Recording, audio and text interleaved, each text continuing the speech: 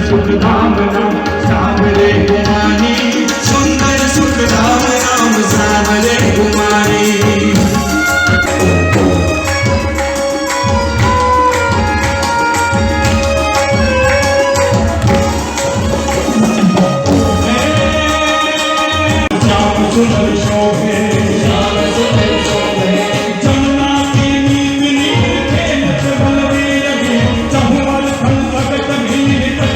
और पूरा कैलाश पर्वत उठा लिया।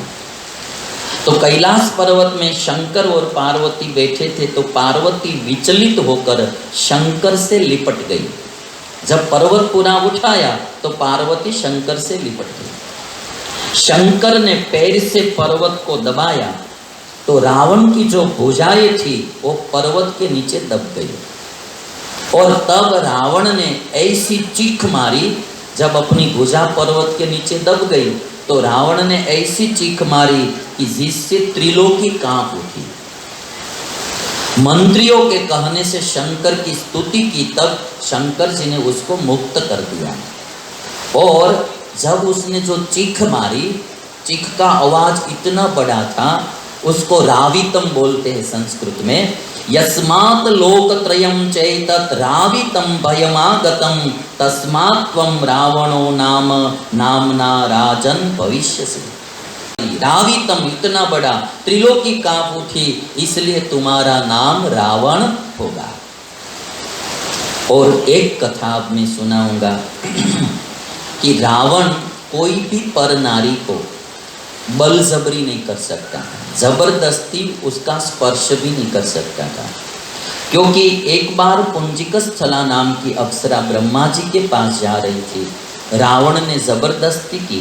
पुंजिकस्थला ने ब्रह्मा जी से कहा कि रावण ने ऐसा कार्य किया, दुष्कृत्य किया। तो ब्रह्मा जी ने श्राप दे दिया था रावण को कि आज के बाद कोई भी पर नारी का तुम जबरन हो। वेदवती नाम की कन्या तप करती थी। रावण उसको देखकर मोहित हुआ और जाकर पूछा कि तुम कौन हो। वेदवती ने कहा कि बृहस्पति के पुत्र कुशध्वज की मैं पुत्री हूँ और मेरे पिताजी की इच्छा थी कि मेरा विवाह विष्णु भगवान के साथ हो। देव दानव यक्ष राक्षस सब मेरे साथ ब्याह करना चाहते थे, किंतु मेरे पिता की इच्छा थी कि मेरा विवाह विष्णु के साथ हो। और विष्णु को मेरे पिता दामाद बनाना चाहते थे, अतः मेरा विवाह और किसी के साथ नहीं किया।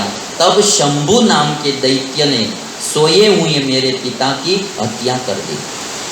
मेरे पिता की इच्छा पूरी करने के लिए मैं आज तप कर रही हूँ और मैं भगवान को ही मेरा पति बनाऊंगी। वेदवती ने जब इतनी बात बताई तो रावण ने बलात्कार उसका जो बाल पकड़ लिए तो वेदवती ने अपने हाथ रूपी तलवार से ही बाल काट दिए। और वेदवती ने रावण से कहा कि नारायणो मम पति ही न त्वन्य पुरुषोत्तमा, नारायण ही मेरे पति बनेंगे, नारायण के अलावा मेरा पति कोई नहीं होगा। आश्रय नियमम घोरम नारायण परीक्षया विज्ञातत्वं ही मे राजन गच्छ पौलस्य नंदन। हे रावण, मैं तुझे जानती हूँ, मैंने परिचय पूछा नहीं है। तुम पुलत्स्य का पुत्र हो और तुम्हारा नाम रावण है।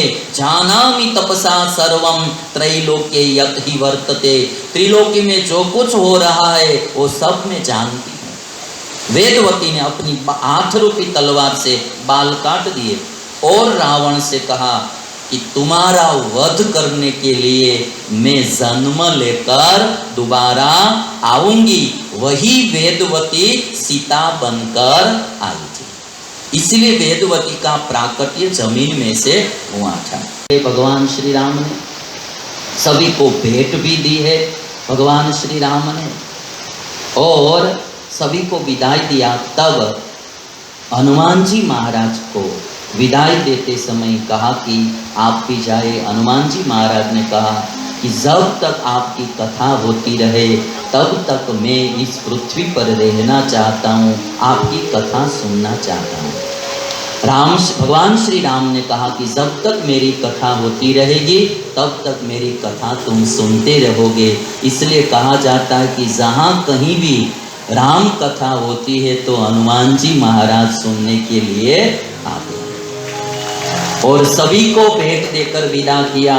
उसी समय भगवान श्री राम ने अपने कंठ में से एक वैदुर्य मणि वाला जो हार था वो उतार कर हनुमान जी को पहना दिया है। और कहा जाता है, एक बात ऐसी रामायण में तो लिखी नहीं है, किंतु ऐसे कहा जाता है कि हनुमान जी महाराज एक एक जो मोती थे वो देखते थे। कोई पूछते थे कि क्यों देखते हो, तो कहते थे कि मैं देखता हूँ इसमें मेरे राम है, मेरे राम है, जो जिसमें राम है वही मैं रखूँगा। और किसी ने कहा कि तो क्या आप में भी राम है? तब सीना तान के हनुमान जी महाराज ने सीताराम का दर्शन सबको कराया। और आप सब जानते हैं कि ये मूर्ति कभी कभी आपने देखी होगी। हनुमान जी महाराज अपनी छाती को ऐसे चीरते हुए दिखाई देते हैं और बीच में भगवान श्री राम और सीता जी रहती है। और हमारे जो किशन भैया के पिताजी तो वो कह रहे थे कि जिन्होंने ये अभी भजन गाया है, श्री राम जानकी बैठे हैं मेरे सीने,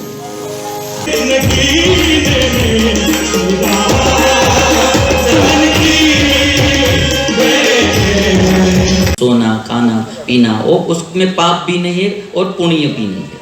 और दो कर्म जो हम करते हैं पूरे दिन में, पूरी जिंदगी में, वो संस्कृति भी होता है और विकृति भी होता है। या अच्छे कर्म करते हैं या बुरे कर्म करते हैं। और कर्म करते करते हमारी आत्मा में एक आदत हो जाती है जिसको हम स्वभाव बोलते हैं या प्रकृति बोलते हैं। संस्कृति या विकृति, अच्छी क्रिया या बुरी क्रिया बार बार हम करते रहेंगे तो उसमें से प्रकृति बन जाती है, जिसको हम स्वभाव बोलते हैं, प्रकृति बोलते हैं। अच्छी क्रिया करते करते भी प्रकृति बन जाती है, बुरी क्रिया करते करते भी प्रकृति बन जाती है। व्यसन में आप सब ने देखा होगा, आप 25 साल के हो गए तब तक तंबाकू नहीं खाई थी, बाद में जब खाना शुरू किया खाते गए 10 साल 15 साल, फिर एक आदत बन जाएगी, फिर छूटना मुश्किल हो जाएगा। शराब में भी यही चीज होती है।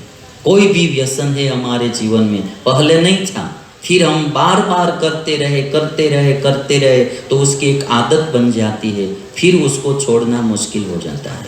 अच्छी क्रिया में भी यही होता है। ये पंडाल में भी हमने देखा है ना कि पहले दिन जो आए तो कोई इसलिए आए थे कि भाई 1 घंटा आएंगे, आपने आमंत्रण दिया है तो, किंतु सुना और अच्छा लगा तो 7 दिन तक आते ही रहे, है ना। तो एक आदत बन जाती है ना, हर दिन करते रहेंगे जो कोई अच्छी क्रिया या बुरी क्रिया, उसकी एक आदत बन जाती, प्रकृति बन जाती है। अब मैं आपको बताता हूँ यही क्रियाओं के कारण जो बनता है। अभी आप देखेंगे, संस्कृति को संस्कार हम बोलते हैं, विकृति को विकार भी बोलते हैं। संस्कृति जिसमें होती, जो अच्छी क्रिया आदमी करता है उसको संस्कारी कहते हैं, और जो बुरी क्रियाएं करता रहता है उसको विकारी आदमी कहा जाता है।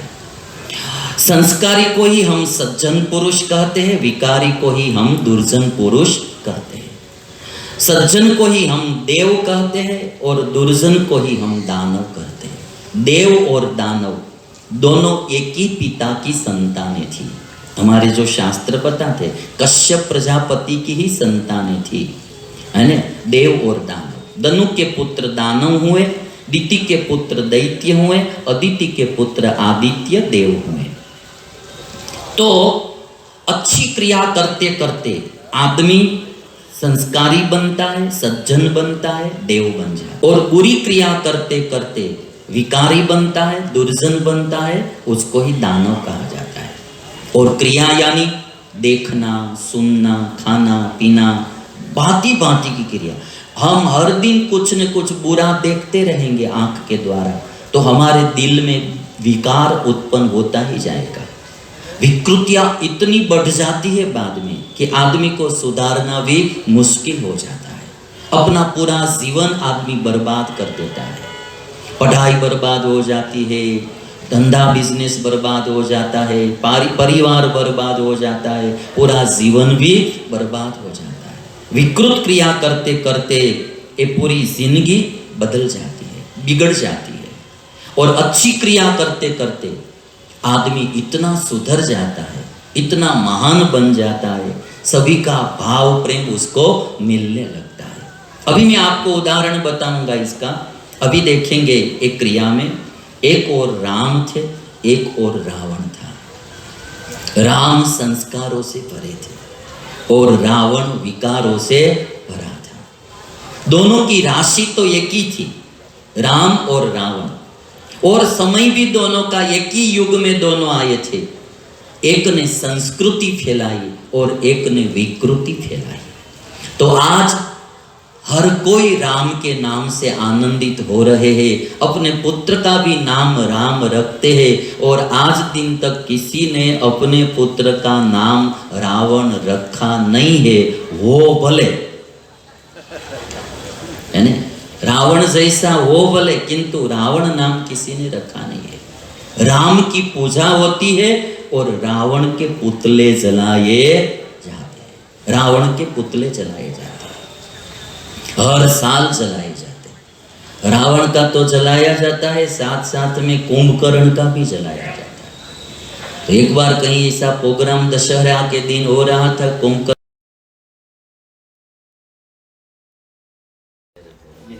ये है कि आप जुड़ गए लोग, आप लोग बोल रहे हैं कि और बार बार एक अब ये पंडाल का साइज बड़ा होते जाएगा प्रत्येक वर्ष, वहाँ से शुरू होगा लास्ट तक खत्म होगा, इसी कामना है। आप गुजरात की जैसी कथा होती है ना, 10,000 लोग सुनते हैं डिसिप्लिन वे में, स्टेडियम में करवाते हैं। स्टेडियम में होगा, लोग भी उतने ही आएंगे। और रीगल मैदान ऐतिहासिक मैदान है। यहाँ मोदी जी जाते हैं तो ये अभी यही इसका सभा नाम गोपाल की। मैदान हो गया है, तो मोदी जी की सभा यही होती है, सारी पॉलिटिकल सारी सभा सभा भी यही यही होती है।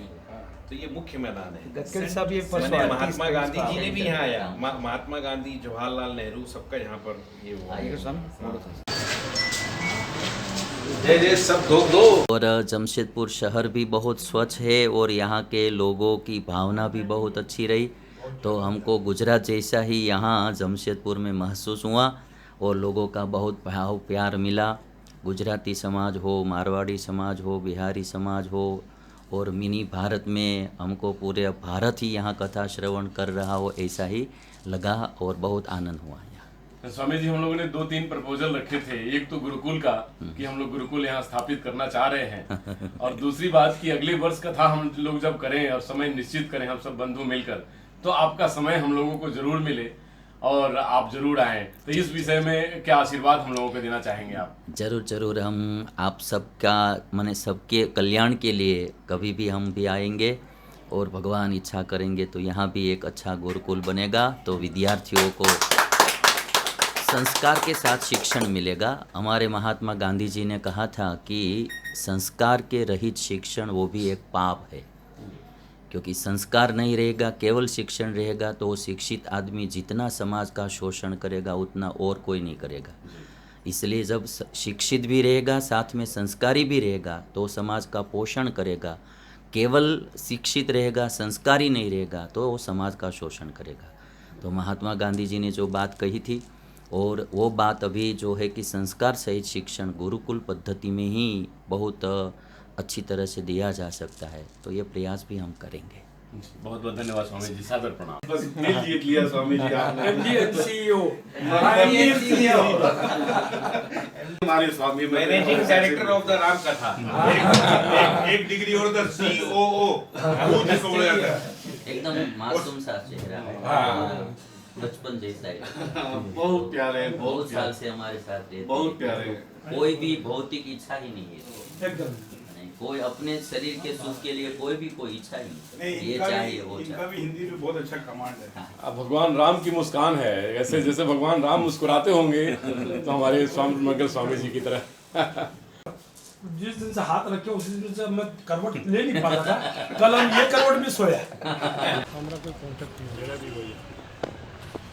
आज गुरु जी का विदाई करके आपके आंखों को मैं देख रहा हूं कि दिल भरा हुआ है और आंखें नम है।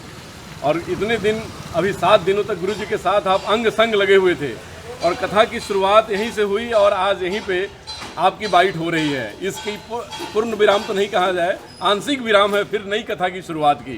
क्या कहेंगे आप इस फाइनल शब्द में स्वामी जी के लिए? शब्द तो मेरे पास है नहीं उनके। उन्होंने जिस तरह से कथा का रसपान किया, जैसा आपने कहा कि स्वयं ऐसा प्रतीत हो रहा था कि राम कथा जो सुना रहे हैं, जैसे मान लीजिए राम वनवास का अगर वो चित्रण कर रहे हैं और कथा सुना रहे हैं, तो साक्षात हम लोग को लग रहा है कि राम अपने परिवार के साथ वनवास की ओर प्रस्थान कर रहे हैं। हम लोग को लग रहा है कि साक्षात भगवान दिख रहे हैं हमको।